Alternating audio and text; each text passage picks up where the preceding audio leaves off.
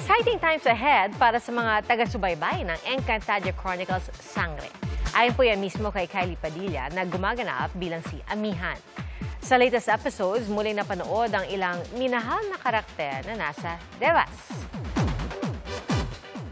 Mapapanood pa nila kami. What I hear is magandang twist sa story ng Devas, ng mga nasa Devas. Kilala natin si Amihan. She makes her own destiny. So, tignan natin kung anong gagawin ni Amihan para sa mga nasa Devas, di ba?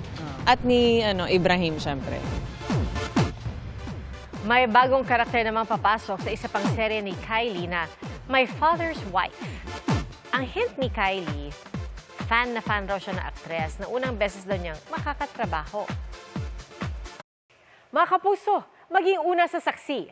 Mag-subscribe sa GMA Integrated News sa YouTube para sa iba't ibang balita.